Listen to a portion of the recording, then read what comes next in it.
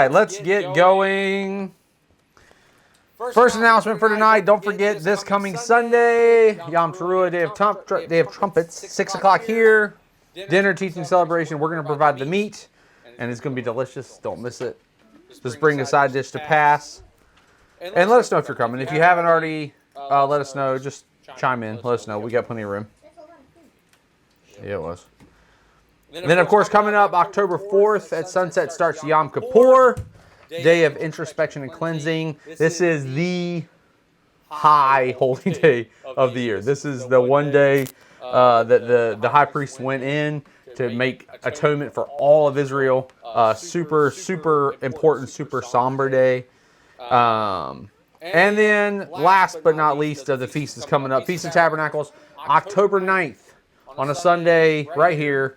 5. I put till 9. It's 5 till whenever. We know we can't put an end time really on this. It'll be here. More information is going to come out about that soon, but it's going to be great. Invitations. Yeah, invitations are going to go out hopefully by Sunday. And then what we've all been waiting for, Torah in the Gospels, starting October 21st. Keep your eyes out for more information. There's already an event page made on the website. You can RSVP by going to the events tab at 517ministries.com. And last but not least, Venmo. If you feel like the Lord's leading you to help support what we're doing here, we have Venmo. You can find that here, or you can go on the website and there's the QR code there as well. All right. Tonight, we are wrapping up the Torah. I'm so excited. Finishing it up. It's going to be awesome. And on that note, you're probably like, Daniel, what are we going to do the next 2 weeks? Because we have 2 more weeks before Sukkot. Well, I'm glad you asked. Next week, Abby is going to teach on the last 2 feasts of the year. So she's going to teach us about Yom Kippur and Sukkot, or Feast of Tabernacles. And then the next week, Erica's going to wrap up the final teaching of the year before we start over the cycle. Erica's going to teach the following Friday. And that'll bring us around to Sukkot. And then the next Friday starts the Gospels. So that's all we've got. So let's jump in tonight. So tonight we're going to be doing the last 5 chapters. 4 chapters? I can't count. 31, 32, 33, 4. 4 chapters, sorry.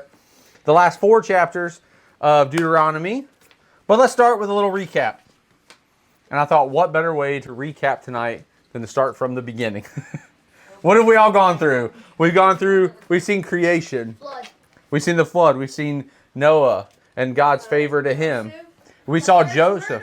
Oh, the first murder. I heard a promise. The first promise. The first promise, that's right. We've seen the transition from Abraham, then the promise to Isaac, the promise to Jacob. Jacob became Israel, the 12 sons, and that's kind of where we've gotten to today. We've seen God's faithfulness to the children of Israel throughout their 40 years wandering in the desert. And that really brings us to what? To the promised land, that's right. And so that kind of brings us where we're at today. We are in the final phase before they cross over. And tonight's going to be kind of wrapping that up and bringing that full circle. So let's dive in and see what we have to see. Deuteronomy 31. Who wants to read for me? Oh, who's at me? Oh. Olivia can go. Right off the bat, I love it. Then Moses went and spoke these words to all Israel. He said to them, I am 120 years old today. I am no longer able to go out and come in. Adonai has said to me, you are not to cross over this Jordan.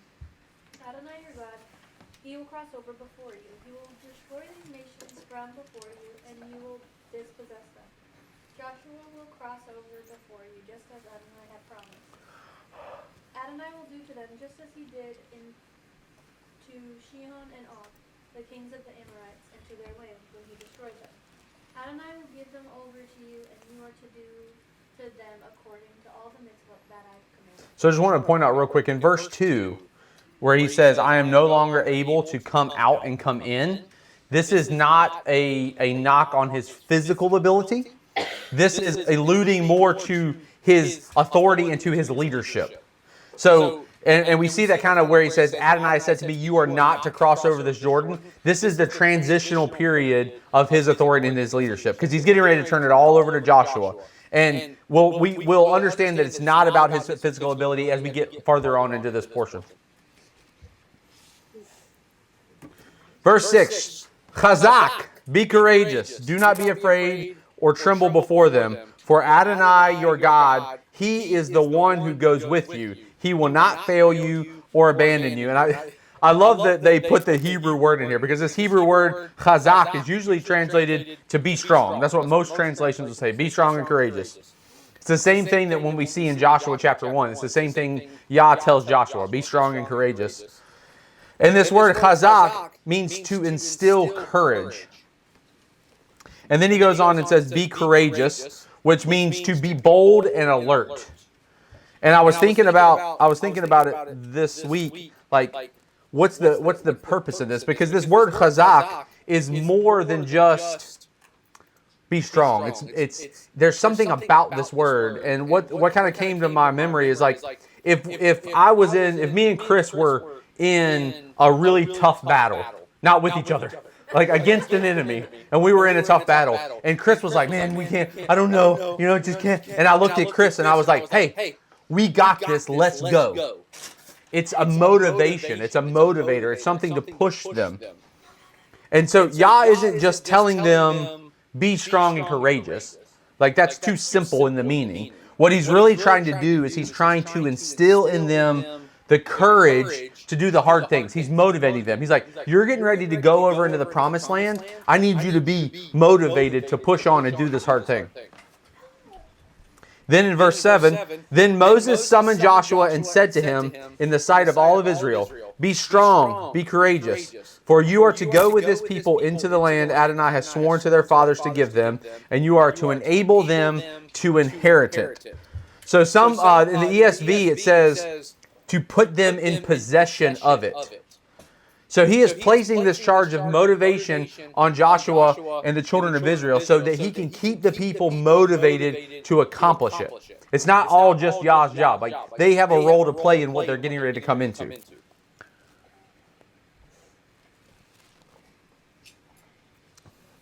Adonai, he is the one who goes before you. He will be with you. He will not fail you or abandon you. Do not fear or be discouraged. So as I was thinking about this idea of chazak and instilling courage in them, and it really brought to my memory Hebrews chapter 6, where it says, in the same way God, determining to point out more clearly to the heirs of the promise the unchanging nature of his purpose, guaranteed it with an oath. So by two unchangeable things in which it is impossible for God to lie, he who hath fled for refuge might have strong encouragement to take hold of the hope set before us. We have this hope as an anchor of the soul, both firm and steady, a hope that enters the inner place behind the curtain. Yeshua has entered there as a forerunner on our behalf, having become high priest forever according to the order of Melchizedek. And this is what I was thinking. This is our chazak. Like, Hebrews 6 is our chazak. It is our motivation. It is our courage. It is our strengthening to know that we have Yeshua that is going into that holy place for us and leading us, just like Joshua, which is interesting that Joshua's name is Yeshua. Same name, same picture type. So this should be what encourages us and motivates us. Can I get another reader?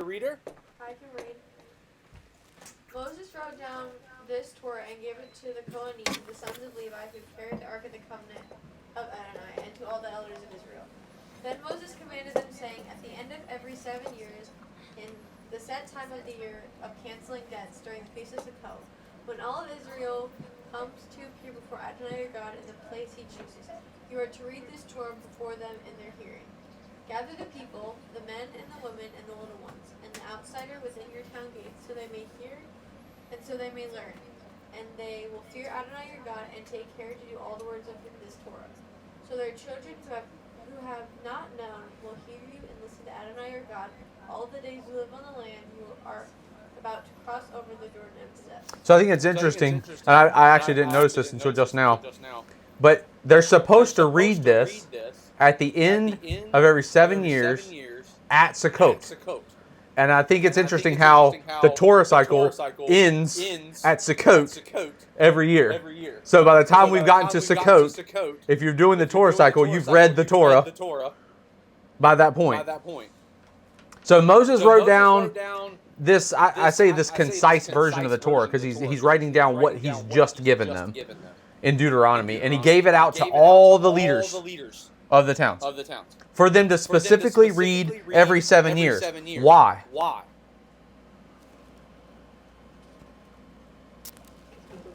Read verse 13 again. Oh, so the kids will know. So there are children who have not known, the new ones, the ones that have just grown up in this.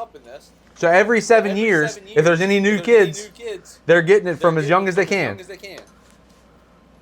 And so that they will learn to fear Adonai.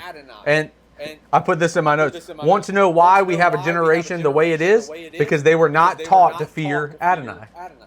They have no fear and reverence for the God who created them. This is the solution to the problem right here. Teach them young, teach them early, so that they grow up hearing and learning to fear Adonai. Then Adonai said to Moses, "Behold, your time to die is near.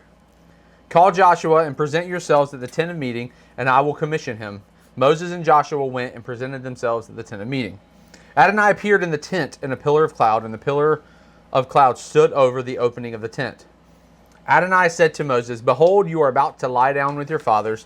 Then this people will rise up and prostitute themselves with the foreign gods of the land they are entering. They will abandon me and break my covenant that I cut with them. Then my anger will flare against them on that day, and I will abandon them and hide my face from them. So they will be devoured, and many evils and troubles will come on them. They will say on that day, 'Isn't it because our God is not among us that these evils have come on us?' I will surely hide my face on that day because of all the evil they have done, for they have turned to other gods." So he's telling Moses the fall that's going to take place.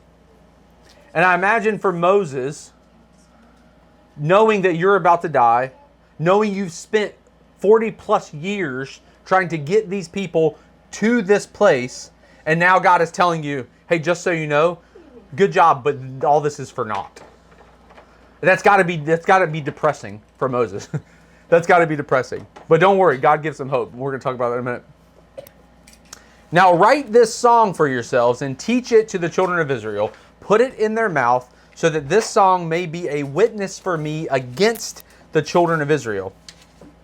For when I bring them into the land flowing with milk and honey, that I swore to their fathers, and they eat and are satisfied and grow fat, then they will turn to other gods and serve them, and they will spurn me and break my covenant. Now when many evils and troubles have come on them, this song will confront them as a witness, for it will not be forgotten from the mouth of their descendants. For I know the intention they are devising this day, even before I bring them into the land that I swore." That day Moses wrote this song and taught it to the children of Israel. Then he commissioned Joshua, son of Nun, and said, "Chazak, be courageous, for you will bring the children of Israel into the land I swore to them, and I will be with you." Now when Moses had finished writing the words of this Torah on a scroll, right to the end, Moses commanded the Levites, carriers of the Ark of the Covenant of Adonai, saying, "Take the scroll and place it beside the Ark of the Covenant, your God. It will remain there as a witness against you. For I know your rebellion and your stiff neck. Indeed, while I'm still alive with you today, you have been rebellious against Adonai. How much more then after my death?" So he's already worried about it. He's already like, y'all were rebellious and I'm here. What's going to happen once I'm gone? "Gather to me all the elders of your tribes and your officials, so that I may speak these words in their ears and call heaven and earth to witness against them. For I know that after my death you will certainly act corruptly and turn aside from the way I have commanded you. So evil will fall upon you in the latter days, because you will do what is evil in the sight of Adonai, provoking him to anger by the work of your hand. Moses spoke in the hearing of the whole community of Israel the words of this song right to the end. And that is Deuteronomy 31. So if you have any questions that came up, write them down, and we'll talk about it at the end. But now we're going to go to Deuteronomy 32, and we are going to look at the Song of Moses.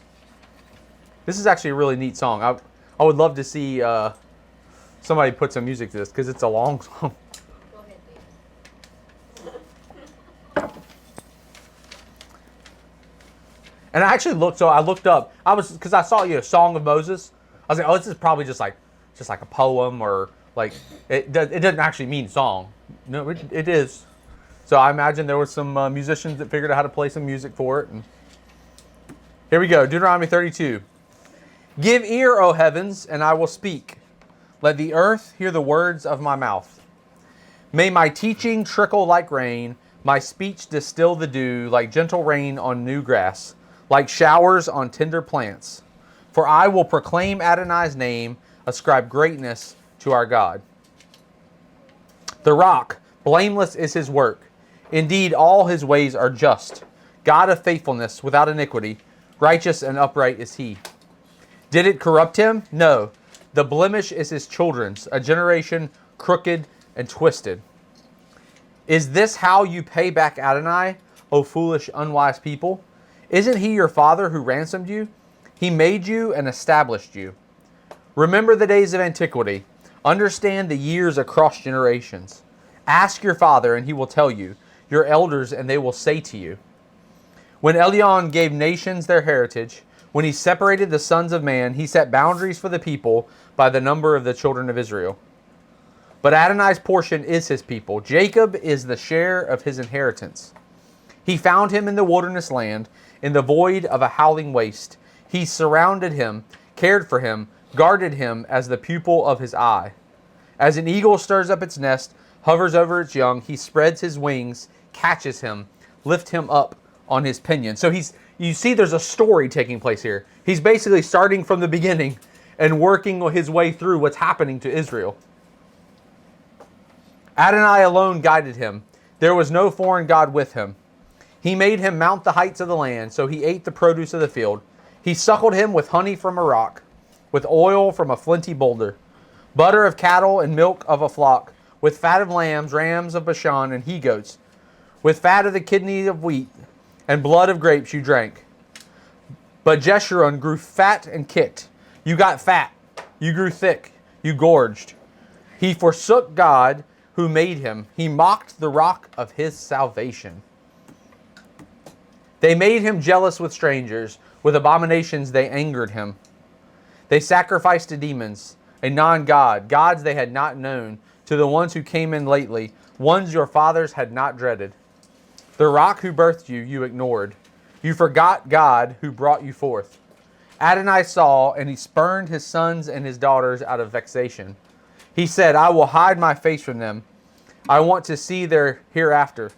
For they are an upside-down generation, children with no faithfulness in them. They made me jealous with a non-God. They vexed me with airy idols. So I will make them jealous with a non-people. With a foolish nation I will vex them. For fire has ignited in my nostrils. It will burn to Sheol beneath, devour the earth and her produce, and scorch the foundations of mountains. This is a happy song. I will heap calamities upon them. With my arrows I will finish them. Wasted by famine, ravaged by plague and pestilence, so bitter, fangs of beasts I'll let loose on them, with venom of creepers in the dust. Outside the sword deals death, and inside terror, to both young men and young women, infants and men of gray hair. I would have said, I will hack them to pieces, make the memory of them cease from mankind. Except I dread the taunt of the enemy, lest their foes might misconstrue, lest they say, our hand is held high, and Adonai has not done all of this. For they are a nation lacking counsel. Among them there is no understanding. If they were wise, they would discern this. They would understand their hereafter. How can one chase 1,000 and put 10,000 to flight, unless their rock has sold them and Adonai had handed them over? Surely their rock is not like our rock, as even our enemies judge. For their vine is from the vine of Sodom, and from their terraces of Gomorrah. Its grapes are grapes of poison, bitter clusters on it. Venom of serpents is their wine, poison of vipers, so cruel. Is it not stored up with me, sealed up in my treasuries? Vengeance is mine, and payback for the time when their foot staggers. Surely their day of disaster is near. What is prepared rushes on. And where it says in 35, vengeance is mine, this is what's being quoted by Yeshua, and then later by Peter, when they both say, vengeance is mine, says the Lord. For Adonai will judge his people. For his servants he will relent when he sees that strength is gone and no one is left slave or free. He will say, where are their gods, the rock they took refuge in, who ate the fat of their sacrifices and drank the wine of their libation? Let them rise up and help you and be a shelter over you. See now that I am he. There is no other gods beside me. I bring death and I give life. I have wounded, but I will heal, and no one can rescue from my hand.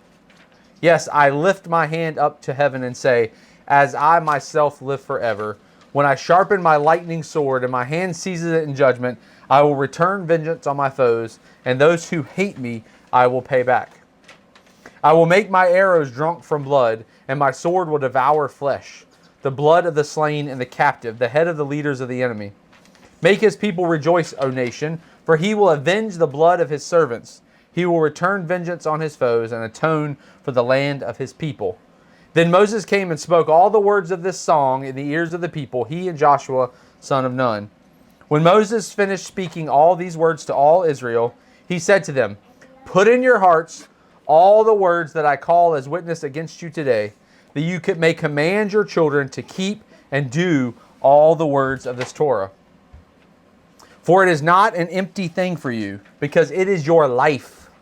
By this word you will prolong your days on the land, which you are crossing over to the Jordan to possess.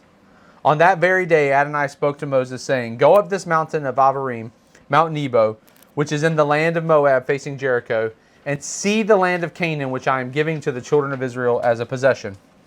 On the mountain that you are ascending, there be gathered to your people, as Aaron your brother died on Mount Hor, and was gathered to his people. Because you both broke faith with me among the children of Israel at the waters of Meribah Kadesh, in the wilderness of Zin, because you did not treat me as holy in the midst of the children of Israel. For you will see the land from afar, but you will not enter there, into the land that I am giving to the children of Israel. So the Song of Moses was to get taught to every generation so that they would not forget Yah. So they would learn to hear, like we just read, they would learn to hear and to fear Adonai. And this is interesting. This is Revelation 15. It's the only other place it talks about the Song of Moses. Then I saw another great and wonderful sign in heaven, 7 angels who had 7 plagues, the last ones, for with them God's wrath is finished.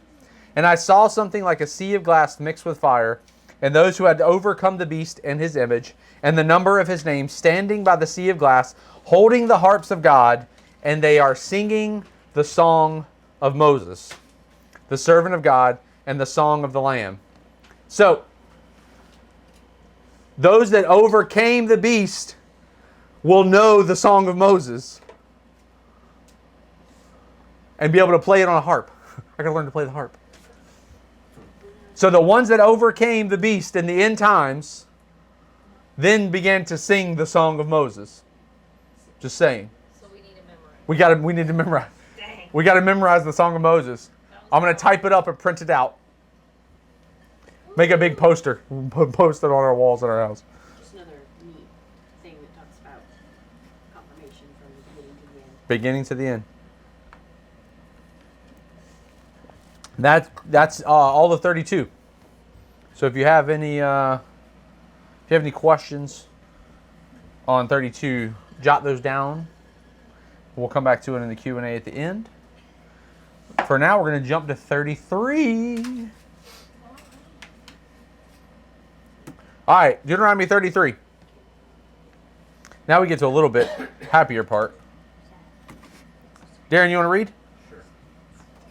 This is the blessing with which Moses, the man of God, blessed the children of Israel before his death. he said, Adonai came from Sinai and dawned on the children of Israel from Seir.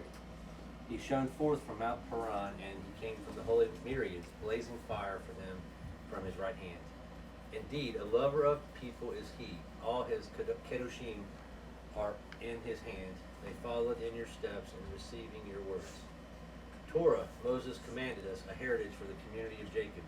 He became king in Jeshurun when the heads of the people gathered, all the tribes of Israel together. Let Reuben live and not die, though his people become few.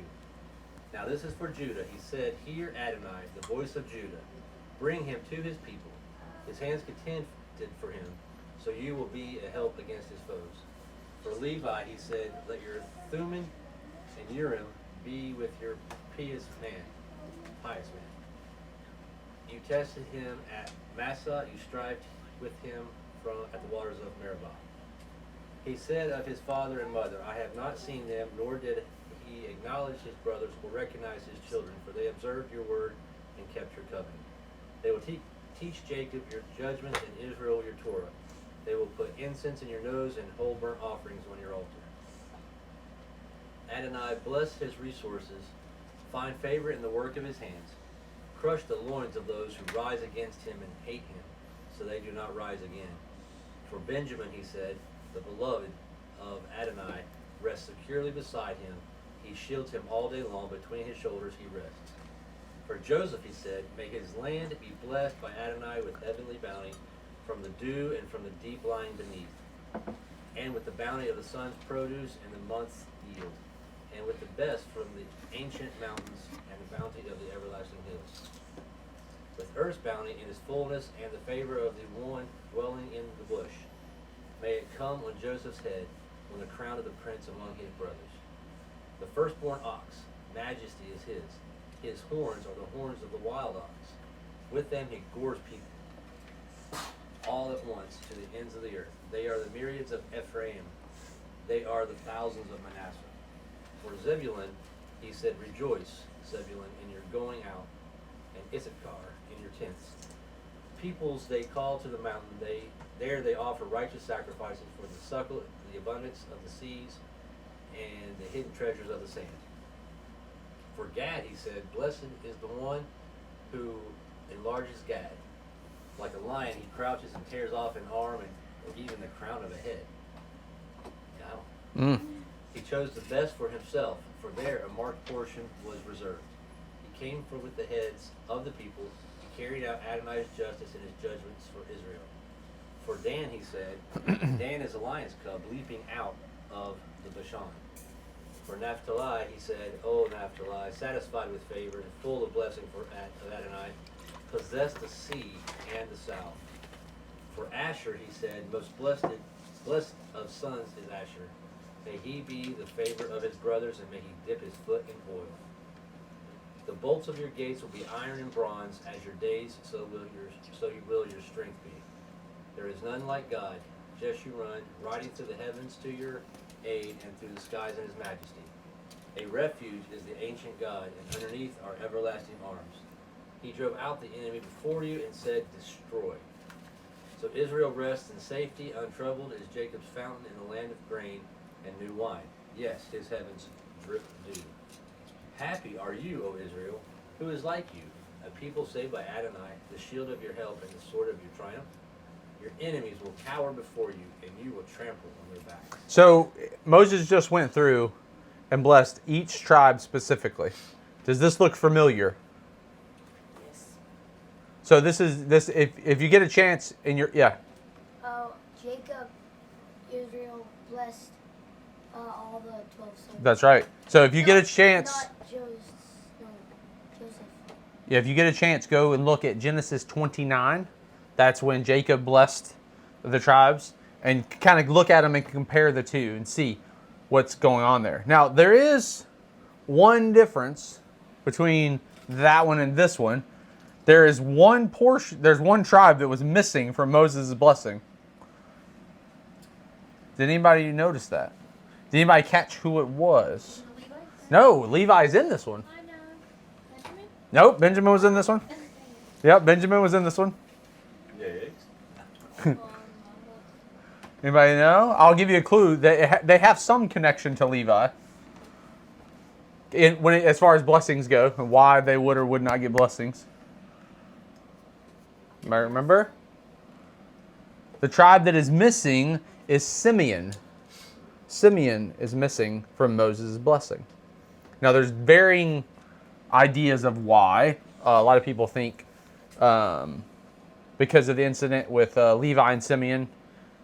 So we're not going to go into all that because we'd be here all night talking about that. But one thing I do want to point out is Simeon is missing out of this blessing. Does Simeon get a portion of land? Yes. Does Simeon get to go into the promised land? Yes. So, was Simeon saved? Did Simeon get saved out of Egypt? Yes. And Simeon got to go into the promised land? Yes. Did Simeon receive a blessing? No. No.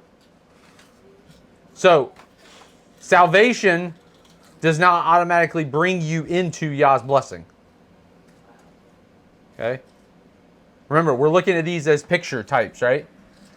Israel got saved.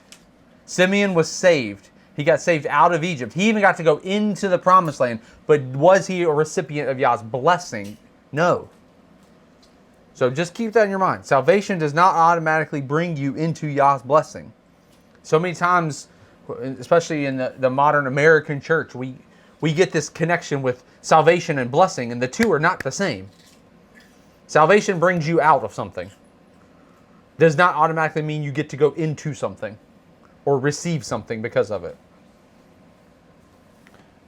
And that wraps up chapter 33, the blessing of Moses. So if you have any questions on those blessings, write your questions down and we will answer those in the Q&A. If you're watching online, you can send those questions into info@517ministries.com and we'll answer those the best we can. All right, let's go on to the last chapter. Guys, we're on the last chapter. The last chapter. All right, here we go.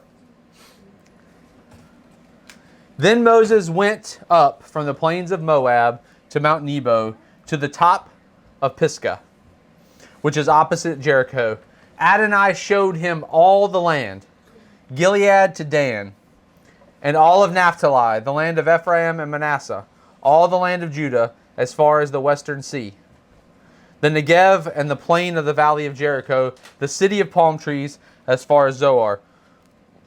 Then Adonai said to him, "This is the land that I swore to Abraham, Isaac, and Jacob, saying, I will give it to your seed.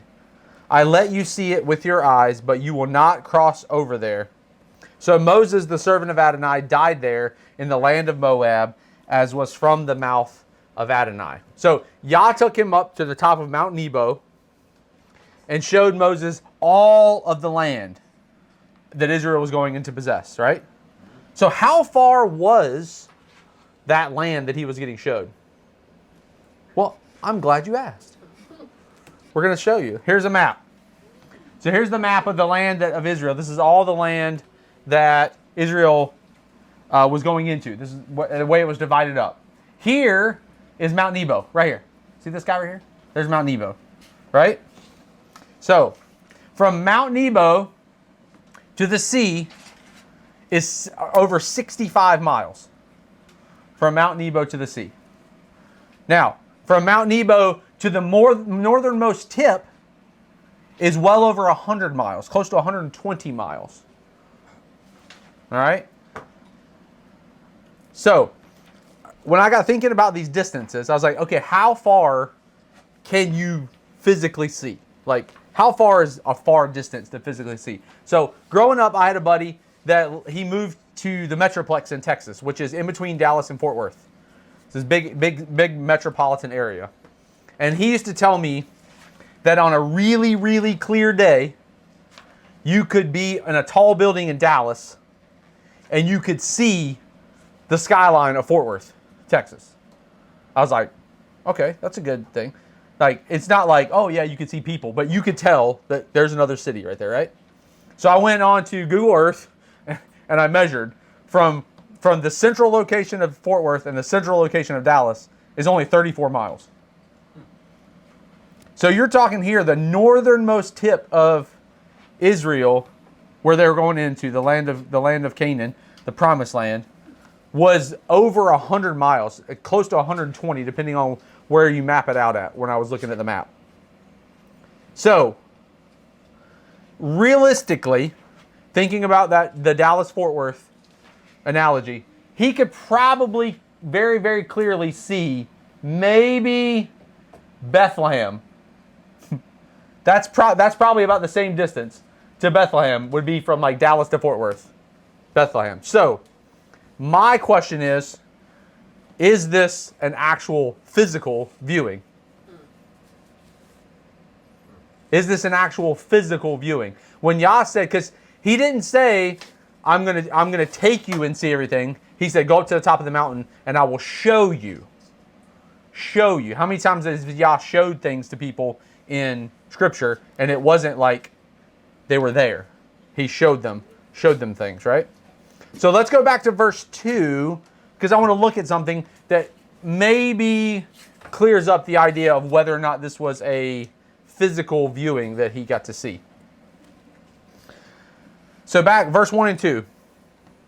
Then Moses went up from the plains of Moab to Mount Nebo, to the top of Pisgah, which is opposite of Jericho. Adonai showed him all the land, Gilead to Dan, and all of Naphtali, the land of Ephraim and Manasseh, all the land of Judah, as far as the western sea. So I heard somebody talk about this week, and I went back and did a little digging, a little studying, to one, confirm what they were saying, and two, it kind of took me on a different path. So there's only one major sea around, the Mediterranean Sea. There's the little Dead Sea, and there's the Sea of Galilee, but they're really close to Mount Nebo. So if there's only one really major sea, why did he use Western Sea in this verse? So, y'all know me, I'm a little bit of a geek when it comes to Hebrew language and grammar. I like to look and analyze things. So, as I was looking at this, in most lexicons have this ordered as Western Sea. Western Sea, Western Sea. But if you go to the original Hebrew and you look at it, and I looked at it at 3 different places to confirm what I was seeing, the word sea comes before the word Western in the original Hebrew. So that made me think, what does this word Western mean?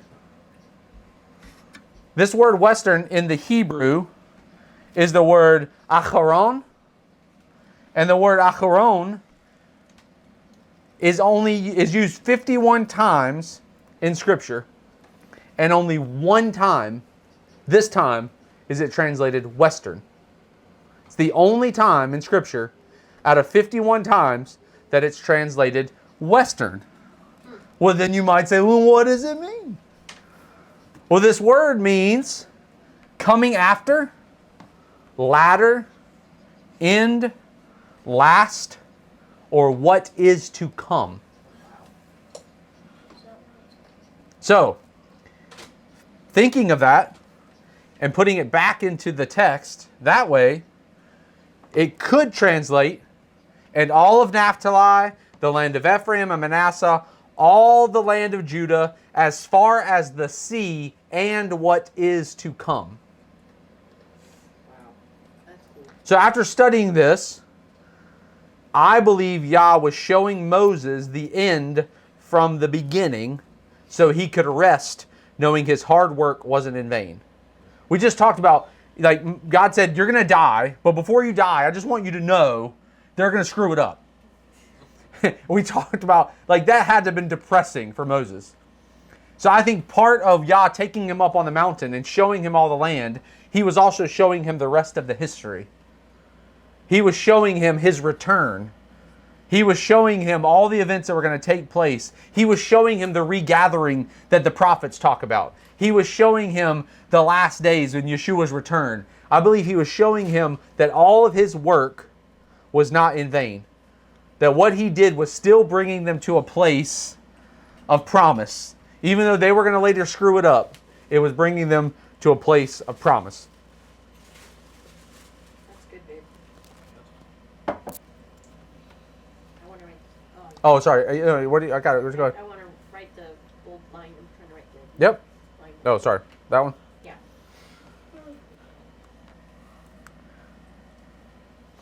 But I mean, how much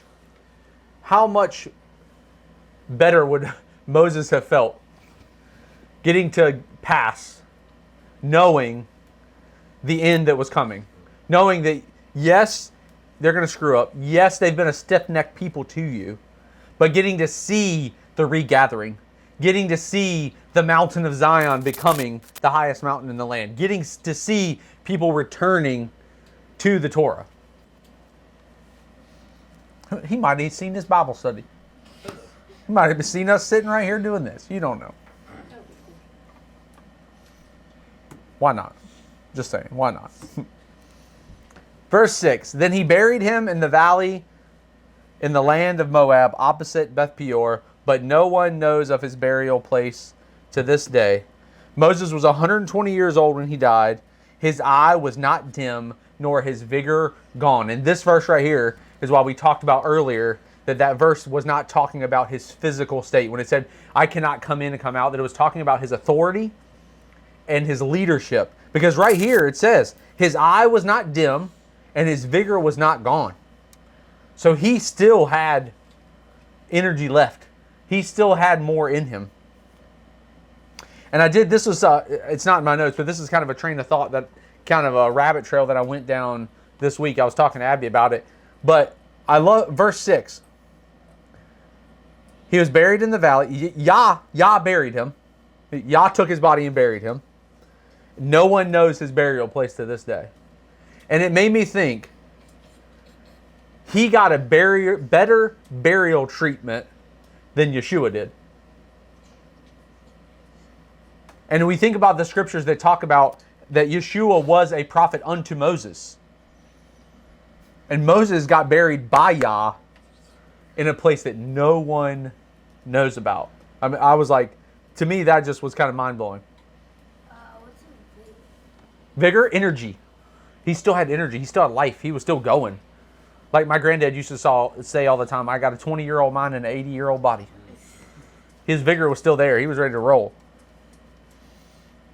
But I just thought that was interesting, that he got a better burial than Yeshua did. Yeshua was buried by man. They knew where he was buried. He was raised, but how more humbling for Yah, he Yeah. allowed himself to be buried by Yeah. a mere man. uh-huh.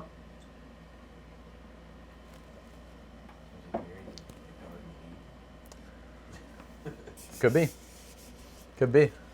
That's the area. They talk about the promised land. That's probably where it was. So they talk. I mean, in the we talked about when we did the portion on the spies, when the spies went and spied out the land. They talked about in there that the translation really should talk about when they talk about going in. They say, did you find the land? Really, they're talking about, did you find the tree? There's a translation part in there that talks. It really alludes to they were trying to find the tree that was in the garden, like they were trying to find the garden in the promised land. So maybe he was taken and buried in the garden. How cool would that be? The only person buried in the garden. You should read the chapter in Jude. Yeah. Interesting thoughts on Moses'. Yeah. I mean, Jude talks about the archangel Michael fighting with Lucifer over Moses' body. And the archangel Michael says, God rebuke you, buddy. That's very interesting. It's a really, really cool story. I saw the Bible on Super Books. Mm-hmm. The children of Israel wept for Moses in the plains of Moab 30 days. Then the days of weeping, mourning for Moses were ended. Now Joshua, son of Nun, was full of spirit of wisdom, for Moses had laid his hands on him. So the children of Israel listened to him and did just as Adonai had commanded Moses. There has not risen again a prophet in Israel like Moses, whom Adonai knew face to face. With all the signs and wonders Adonai sent him to do in the land of Egypt, to Pharaoh, all his servants, and all his land. By the strong hand and great awe that Moses did in the sight of all of Israel. And that concludes the Torah. That earns a round of applause. Did it. So that's the Torah, guys. And we've gone through and we've seen so many things that we can apply to our lives, that we can apply that Yah promises blessings. He promises to take care of us. I mean, the children of Israel wandered in the wilderness and their shoes didn't even wear out while they were doing it. I mean, there's so many things. So I encourage you, if you ever missed a portion, if you came in late, and you got to catch up, there's all these videos on YouTube of most of our teachings. Yeah. Go back, watch them. If you're watching online, go back and check out the rest of our Torah portion videos. Send us questions if you have them. And I'm really excited in the next few weeks to jump into Matthew and start connecting all of these dots and start linking all of this to our Messiah and what he's done. So